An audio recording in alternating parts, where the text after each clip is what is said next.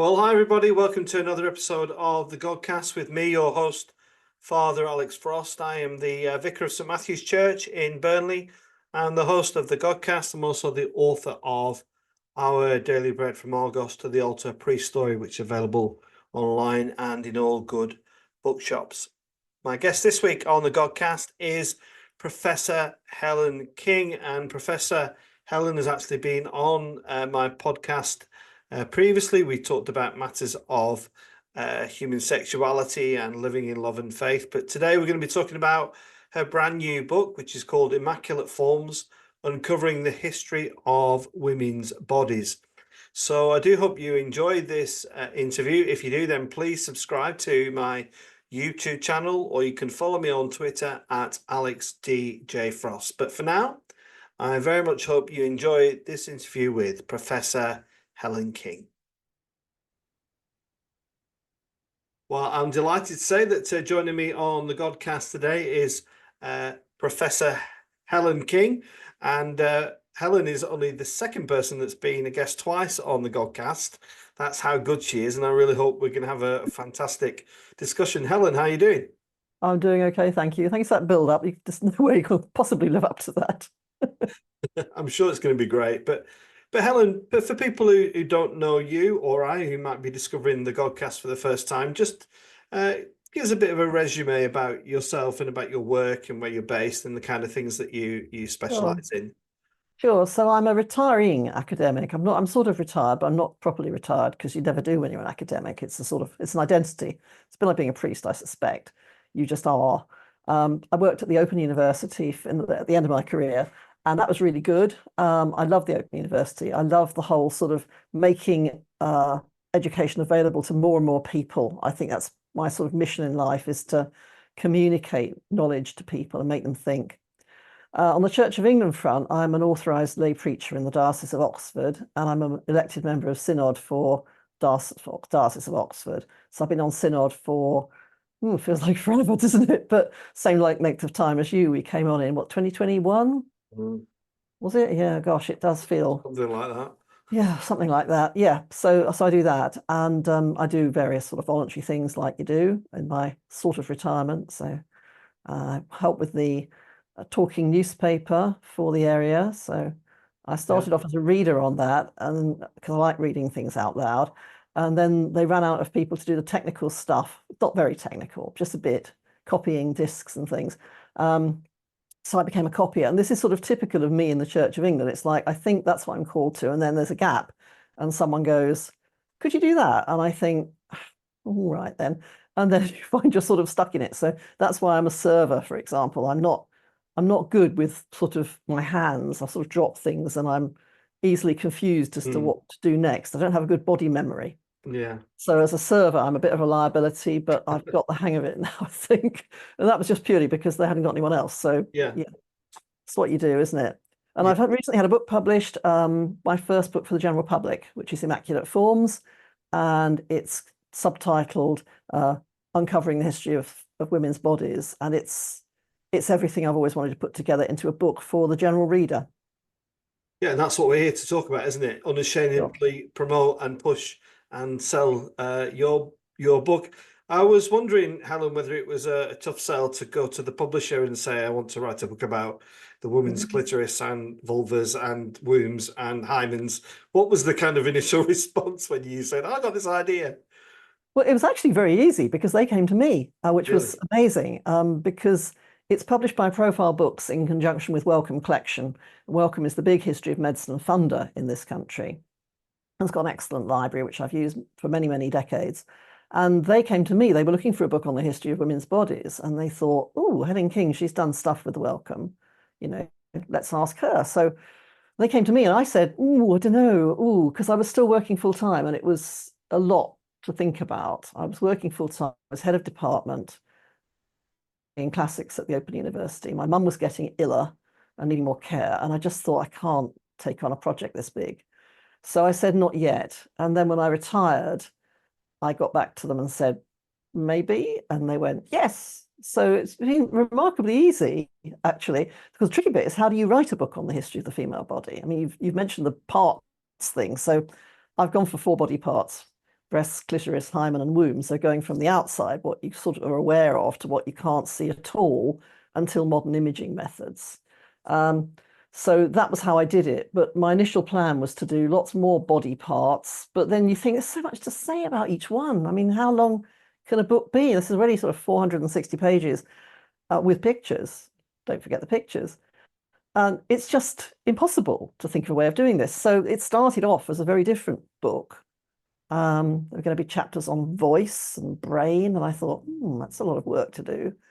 I don't really know a lot about the history of the brain and about women's and men's brains and whether they're supposed to be different or not. And I was quite interested to find out, but this, you can take forever, can't you, if you research everything? So I stuck with things I knew a little bit about, or that I thought I could find out about more easily.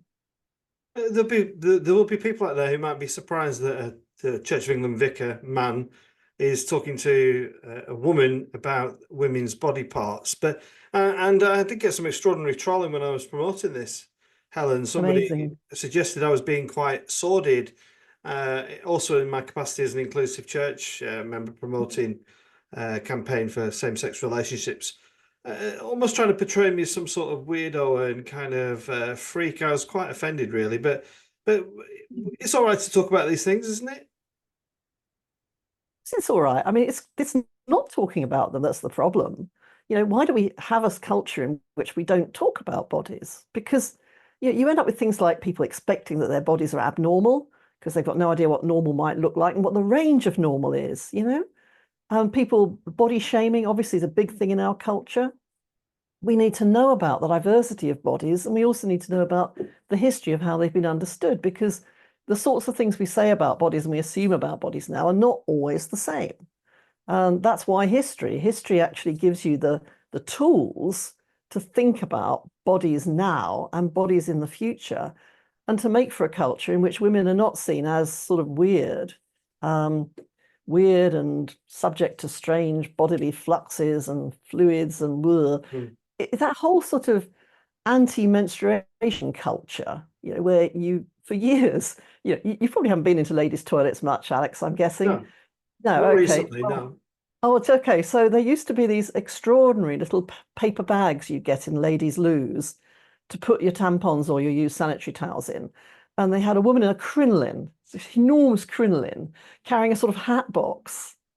And I can think of nothing sort of less appropriate. If it just said, sanitary bag or something, even the word sanitary implies that women are not sanitary, that there's something wrong with menstruation. Even the term sanitary towels is a bit weird from that point of view. Yeah. But period products is quite a good term. It actually tells you what it is. And you get people occasionally on social media saying, I know my boyfriend is a keeper because when I got my period unexpectedly, he said, I'll go down the chemist and get you some tampons. What sort do you want? And you think that sort of normality about bodies, surely that's a more Christian approach to our created essence than going, ooh, mustn't talk about that. Ooh, no, boys, mustn't know. It's ridiculous. Yeah. Well, we'll talk about a bit of the theology behind women's bodies in a second, Helen. But I was wondering, do we know much about the history of sex education? How far does it go back, kind of thing? I mean, I can remember being taught about these things in the 80s, and it looking back now, it seems utterly ridiculous. But can we trace it back to anything? Yeah, even in the 19th century, there were some quite interesting books written by women for girls and young women to sort of tell them about how their bodies would be developing. And they'd often use really quite sort of euphemistic language. You wouldn't actually call things what they were. So you'd talk about flowers blooming and the bee sort of moving from flower to flower, taking the pollen across. And you think, the girl reading that, how's she ever going to expect sex to be if she's going to expect someone coming from flower to flower taking the pollen? Really, no. But some of those 19th century books, were very explicit. They named parts with the right names. They didn't pretend that there wasn't a clitoris, which some medical textbooks, even in the 20th century, were not labeling the clitoris, as in, don't want to talk about that, hasn't got a function, irrelevant, don't need to know. But you've got 19th century women writing books for girls in which they actually label it and say, this is a part that's associated with pleasure. You don't have to make it sort of dirty or weird. And interestingly, the women who wrote those books in the 19th century were often Christian women who were trying to sort of improve Christian marriage and to strengthen relationships between men and women by seeing knowledge as the answer, rather than girls going into marriage with no idea about anything. So it's interesting, Christian women have in fact been at the forefront of good sex education. Yeah, and what do we know about kind of the liberalization of the human body? Maybe a shift from where all Christians just thought that sex before marriage was wrong. What period can we look to for changes? For that, you need the extraordinarily wonderful Dermot McCulloch with his new book on sex and Christianity. So he's arguing that really throughout history, there have been different views on this. And it's only quite recently that it's all sort of coalesced into a very narrow view in which the only possible sex that's allowed is sex within marriage. In previous centuries, people were having sex outside marriage when they were already betrothed. That was kind of normal. And then you've got the whole question of what do you mean about sex? What is sex? Are we talking about penis in vagina? And we might as well say the words because otherwise we don't know what we're talking about. If you say sleeping together, I mean, come on, it's not really about the sleeping, is it? It's not really, is it? And what about, also, I wanted to ask you about what we know about the history of contraception as well. When did that become a thing? Contraception has been around in medical textbooks since the earliest period. So we're talking early Roman Empire. There's a doctor called Soranus who wrote a book called Gynecology, which talks about contraceptive methods. And they're quite connected to myth. So because the myth of the visit to the underworld by Persephone. So Persephone is carried off from the fields, and we would say raped, and why not, by the god Hades and taken to the underworld, and she eats the seeds of a pomegranate there. And depending on how many seeds she eats, that's how long winter lasts in the world above. So it's a really interesting myth about why seasons. But pomegranate seeds, because they're associated with that, pomegranates were used in early contraceptive methods, certainly from the 1st or 2nd century AD onwards. It wouldn't have worked, but that's not really the point. The point is people were trying. And some of the contraceptive methods in the early Roman Empire were things like magical things. So, wear an ivory bangle on your left ankle. But if you were doing that alongside some of the other things they recommended, like take a sponge, fill it with vinegar, insert in the vagina, now that would have an effect. So you could be doing multiple things together. And then when your neighbor says, gosh, you've gone 3 years without having another child, how are you managing that? You might just mention the ivory bangle on your left ankle, forgetting all the other things you're doing, and they think, oh, that's the answer. But there was a real quest for knowledge. People wanted to limit their families. Yeah. They wanted to have children, yes, but they also, at points, wanted to limit those families. So it's got a very, very long history. And what about abortion? Where do we? I mean, I would guess much older. Much the same. It's much the same. Yeah, even older, absolutely. So you've got people like this 2nd century AD gynecologist Soranus talking about how contraception is better than abortion. That's why you have contraception, it's to avoid abortion. Abortion is more dangerous. He fully accepts that. So let's find other methods. Of course, the fact that they probably wouldn't have worked is not helpful.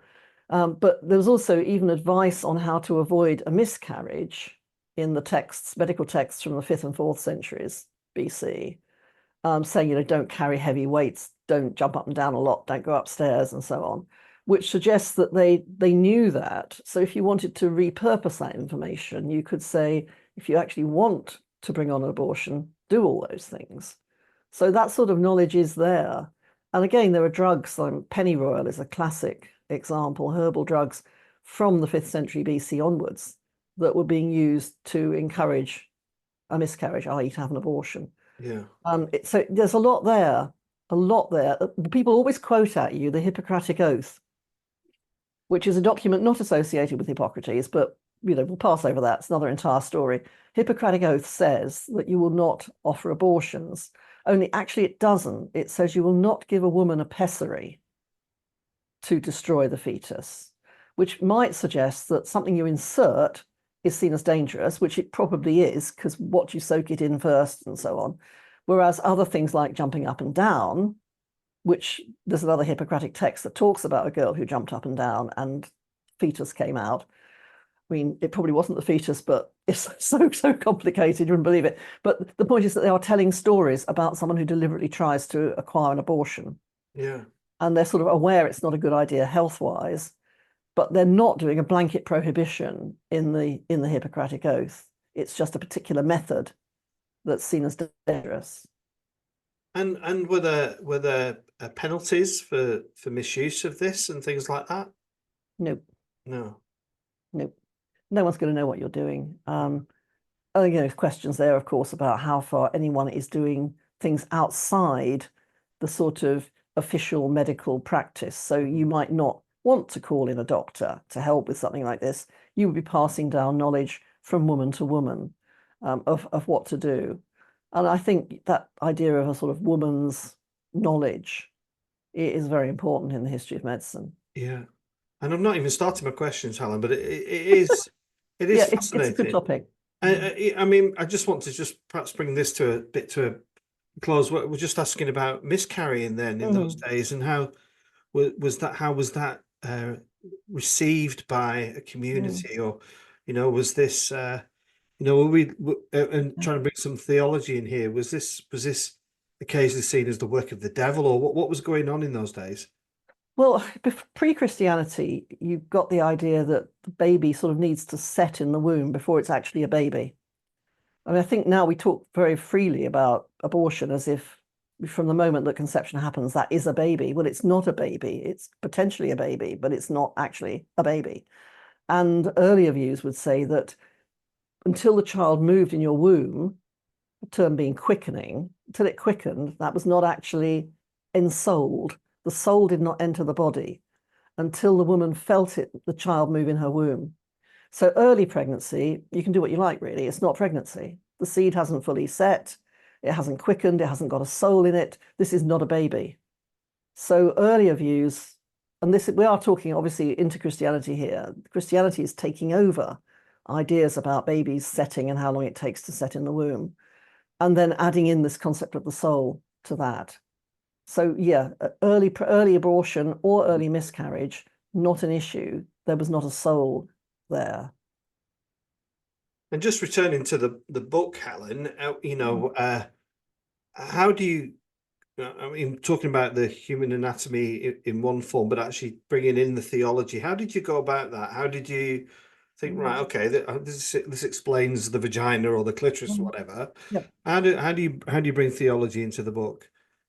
So I've got this theory that there are two ways in which women are told what their bodies should be like and what they should be doing with them, and that those two methods are through medicine and through religion.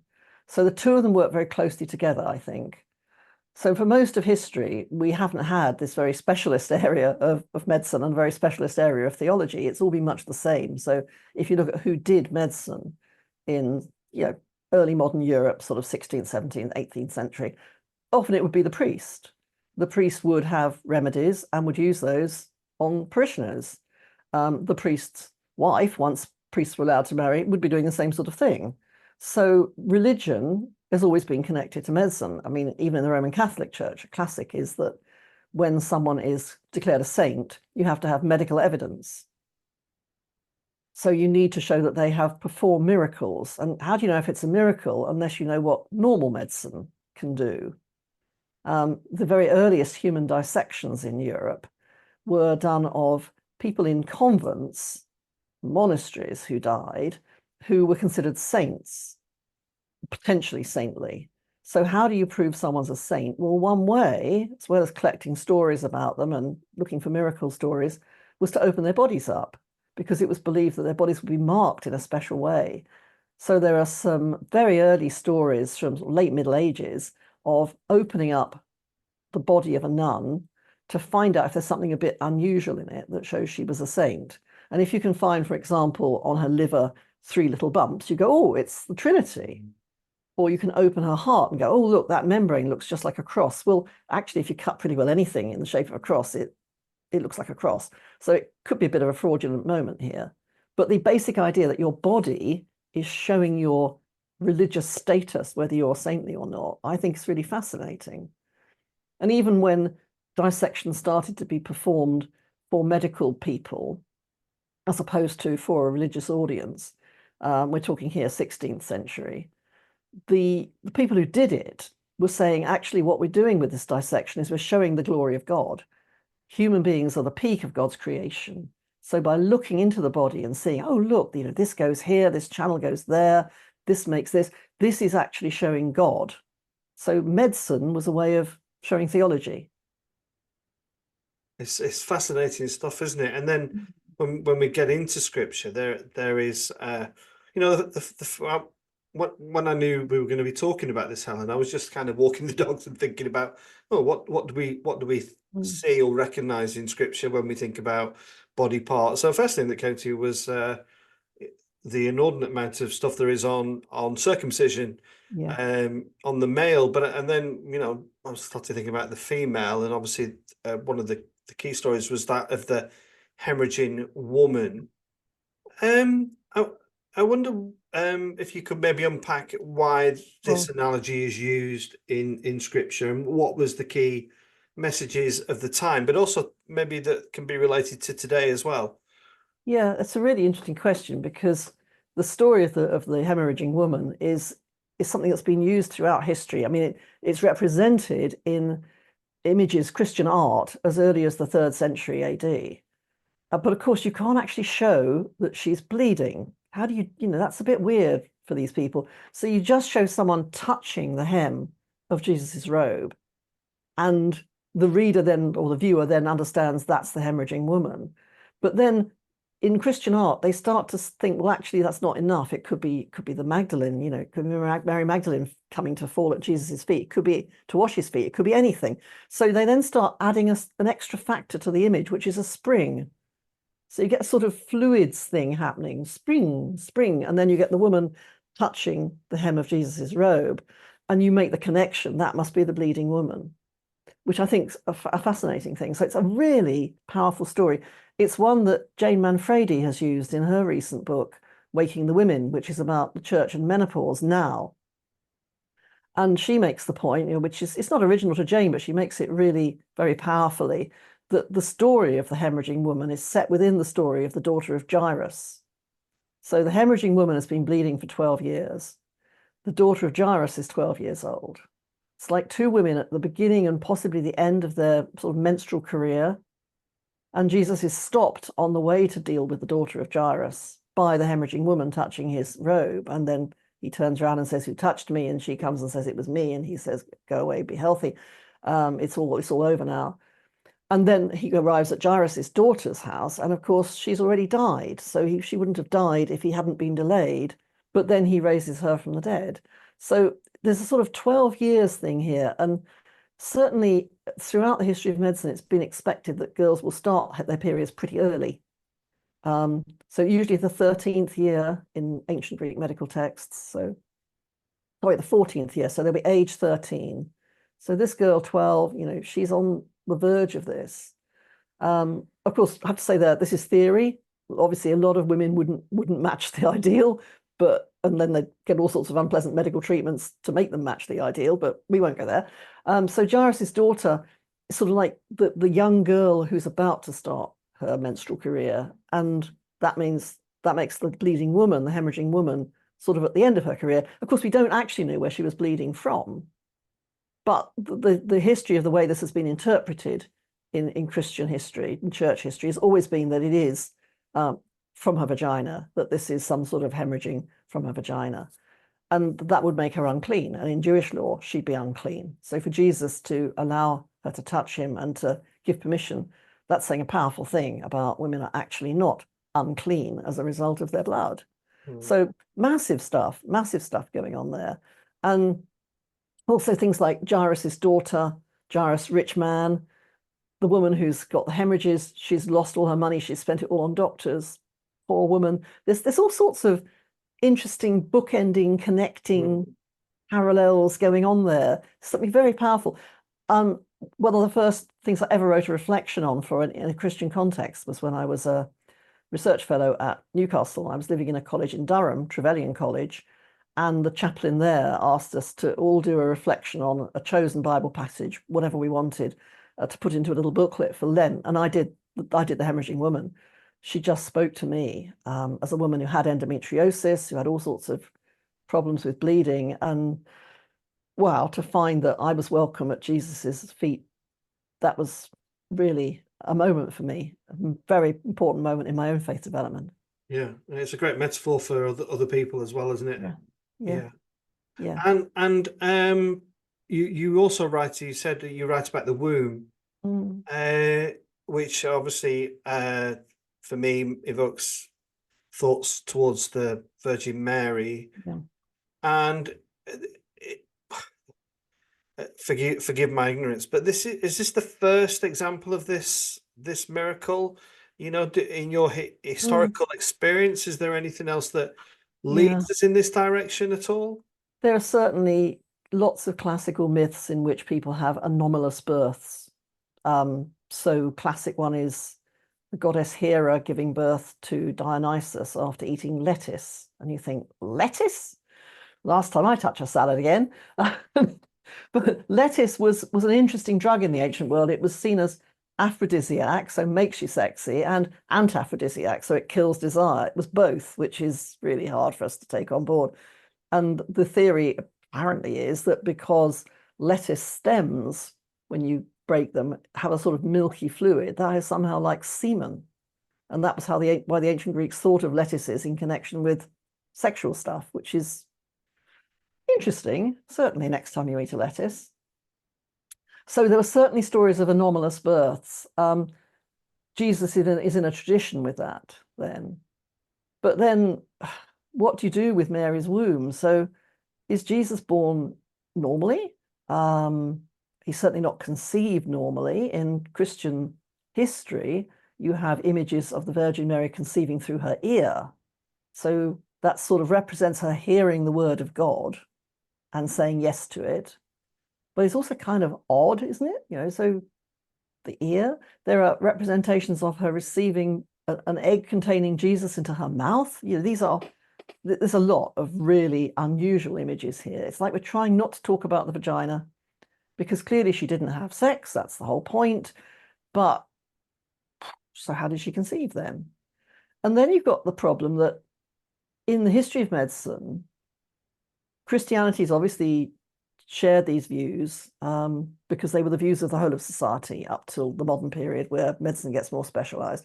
So women's menstrual blood makes the baby. That's what they believed in most of the ancient world and into early modern Europe. So the blood somehow is the baby. The man, according to the philosopher Aristotle, the man impresses the form on the blood. So blood's like raw material, absolute mess. The man's seed brings it all together, makes the baby. But you need the blood. So if Jesus is conceived other than through sex, well, he's still made of Mary's blood, isn't he? And that gets tricky because it should make women's bodies really very valuable. You know, women's blood should be valuable. The blood makes the baby, for goodness sake. That's a version of conception that should make women special. But with Jesus, you've also got that, didn't go through the vagina thing. So was there any contribution from Mary's body? Because then also Mary is represented breastfeeding Jesus. And the view of the body that was held into the 18th century was that the blood that was your menstrual blood, once you'd given birth, it converted to milk, traveled up through channels to your breasts and came out again. Then you have people like Leonardo da Vinci illustrating channels which don't actually exist from the womb to the breasts. So breast milk is blood. That's the view through most of history. Breast milk is blood. So Jesus is being fed from something made from Mary's blood. So again, is that actually something which could value women more and could make their bodies seem holy rather than something unpleasant that we don't need to talk about? And I'm giving you vast amounts of history in it's a few it's absolutely brilliant. It really is. But do you think Christians have to explain the virgin birth, or is it enough to go, it's a mystery? I'm with the it's a mystery, actually. I think the trouble with all of this trying to explain things is you're trying to explain something that's never going to be explained. Yeah. I mean, you can then start playing around with the words, so Greek Parthenos meaning virgin, but also meaning unmarried woman. So does it just mean she wasn't married? Then going back to the Hebrew words that sort of don't quite map onto the Greek words, where again, there's more things going on here than physical virginity. But then you've got the problem of Mary's hymen. Can we talk about Mary's hymen? Go on, let's do the hymen. Let's do the hymen. So the hymen idea, it's not actually a very old idea, bizarrely. The earliest texts that talk about bleeding at first intercourse, so the Hebrew texts, it's not at all clear that there's any idea of a membrane that breaks. It's that you bleed. Well, that could be because of pressure, rubbing, whatever. It doesn't mean there's actually a hymen, a membrane. The word only means membrane. It's a completely neutral word in ancient Greece.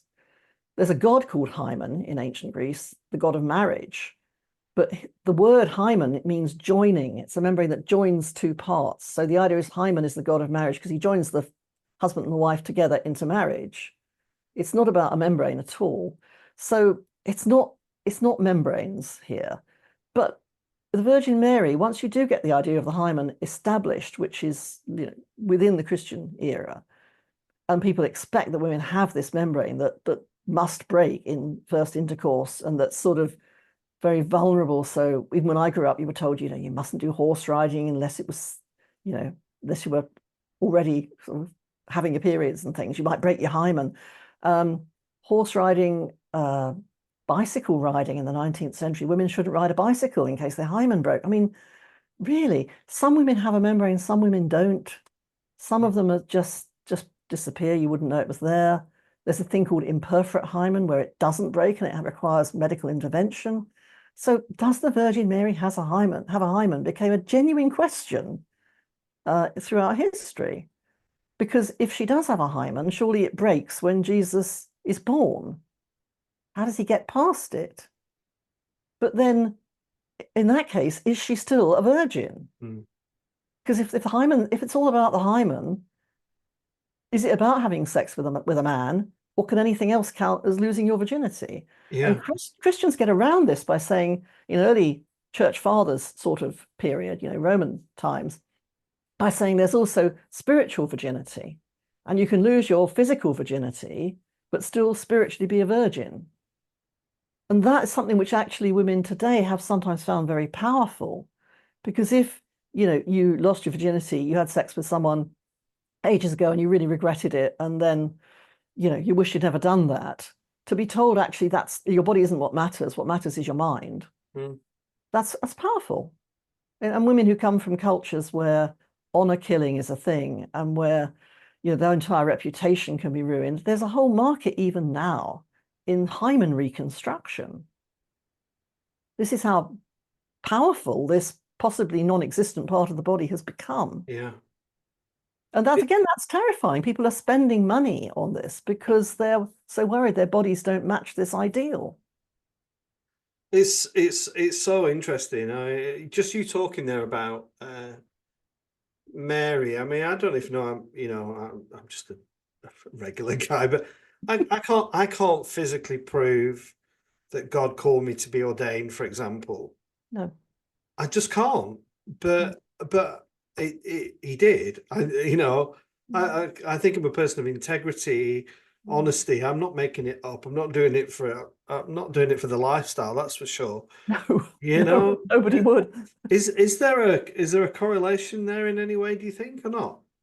That's interesting, isn't it? I mean, again, it's that thing that there isn't a physical proof, and yet that is your identity. So how do you physically prove you're a woman? Of course, this takes us on to debates like gender identity, trans identity, and so on. What is a woman? Do you have to have all these parts sort of in the right order to be a woman? Well, clearly breasts, you can have a very flat chest and you're still a woman, not an issue. Hymen probably doesn't even exist for most people, not an issue. Clitoris, well, the clitoris and the penis are remarkably similar. It's only recently that the clitoris has been found to have even more nerve endings than the penis and to extend even further than the penis. But they are very similar. And you can transform one into the other in surgery. Wombs, they're the tricky one. But do you need a womb to be a woman? And there are people with disorders of sex development who are assigned female at birth, it's a girl, and then find out only when they maybe find it difficult to get pregnant later in life, have tests and find they haven't got a womb. It happens. These things are not binary. I think that's one of my main points in the book, really. There's not a binary. Lots of people might fit one side or the other, but there are also people who don't. And it's not helpful to keep focusing on that binary. Yeah, well, we're going down another route here, but I've so many routes. I'm an inclusive priest, which means that in my head I have to speak with people who I might not necessarily agree with. But I recently spoke to Helen Joyce, is it Helen, about the idea of non-identifiably women kind of using female changing facilities and things like that. Yeah. Where do you sit on things like that then, Helen? I personally would much rather share a changing room with a trans woman than think that trans woman is going into the gents' changing rooms. I think it's safer for the trans woman to be in the ladies' changing room. So as far as I'm concerned, I'm fine on that. And I'm not remotely bothered about who's using the toilets, frankly. I mean, more and more we have gender neutral toilets where you can just go into a cubicle. That's surely the way to go. Yeah. I just don't really understand these panics, frankly. So yeah, that's where I am on that. All right, we're going to finish in a minute, but it's been great. But something I did want to ask you about that is, to do with the women's anatomy is genital mutilation. Sure. And yeah, the history how that kind of is still allowed to, in some countries, to exist, and maybe a little bit about the history of that, Helen, if you could just to explore that a little bit. Sure. Well, so how do you put this really nicely? Operations on women's genitals to change them have been around for a very long time. So even in the Roman world, they talk about what they call an overlarge clitoris. Whether they're talking about the clitoris or whether they're talking about the labia is always quite hard to work out. But a woman who doesn't look right in some way, and surgery on them. But there's also a really scary trend. Trend is probably too strong. There's a thread, shall we say, running through history of the Christian church supporting operations on women's genitalia for medical reasons. Again, it's the church and medicine working together. So the classic story here is in the late 19th century. So not that long ago, actually, when a guy called Isaac Baker Brown decided that the cure for many women's diseases was to remove their clitorises. Now, we would say, oh, female genital mutilation. He was saying, oh, no, it's an important surgery. It's got a long history and it will cure hysteria, which we don't believe in now, and all sorts of other things. Just basically a woman who's behaving in a way that her husband finds offensive. She's talking too much. She's refusing to do what he tells her. The answer, take her clitoris off. And that was done in the 19th century with the support of the Church of England. The Church Times published an advert saying if any priest, hello, Father Alex, if any priest was having trouble with his women of his parish, he could recommend to their husbands that they should send them along to Isaac Baker Brown's surgical home in London, where they could have the operation. And the Archbishops of Canterbury and York were both patrons of the home. And the home had a chaplain. And that's what they did, was they removed clitorises. And after the surgery, they said that women were far, far better, very calm, very compliant. There's an example with a servant girl who was able to read her Bible after she'd had the operation. So I think as a church, we can't get too sniffy about female genital mutilation. We have a history of it in London in the 19th century and with the church's support. So there are lots of questions about FGM and about the different sorts of operation that are done and about which ones are more damaging than others. And it's certainly something where, there's a lot of different views. But I think as a church, we have to be aware that we have not been without blame in supporting this sorts of surgery.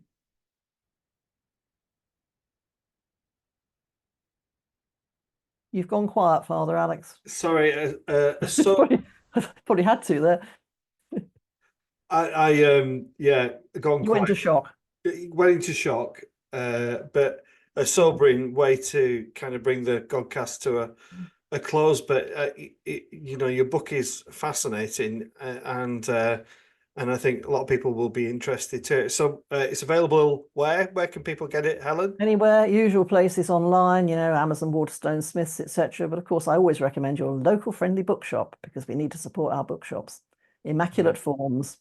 And people can follow you on Twitter or X as it's now called, can't they? Yep. If they want to discover more about your work. And yeah, fabulous. Yep. Well, Helen, thanks for your time. I hope it's been as interesting for you as it has for me. And I hope people have really enjoyed this. And if you have enjoyed this, do check out the Godcast, where there are numerous people from the world of religion and every other genre that you can think of as well. But Helen, for now, maybe we'll do another one. But for now, thanks for coming on the Godcast. Thank you. Thanks very much. It's been a pleasure.